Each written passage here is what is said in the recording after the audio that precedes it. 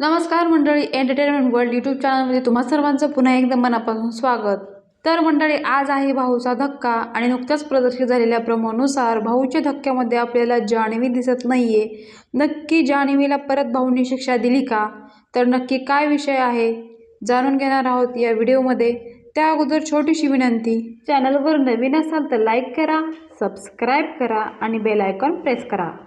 तर मंडळी, थोड्याच वेळापूर्वी भाऊच्या धक्क्याचा प्रोमो प्रदर्शित झालेला आहे आणि त्यामध्ये आपल्याला जान्हवी दिसत नाहीये.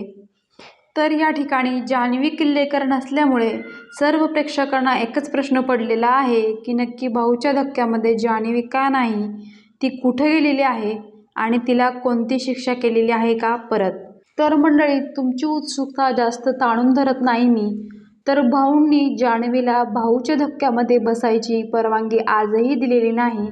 जान्हवीला लिव्हिंग रूममध्ये बसण्यासाठी सांगितलेलं आहे, परंतु भाऊ असं म्हणाले की तुम्ही घरातील सदस्य असल्यामुळे मी तुम्हाला इग्नोर करणार नाही, परंतु मी दिलेली काही शिक्षा आहे ती तुम्हाला भोगावीच लागेल. म्हणजेच तुम्हाला भाऊच्या धक्क्यामध्ये आज आणि उद्या देखील प्रवेश नाही. म्हणजेच जान्हवी किल्लेकरची जेलची शिक्षा जरी संपलेली असली तरी भाऊंनी दिलेली शिक्षा संपलेली नाही असं म्हणण्यास हरकत नाही.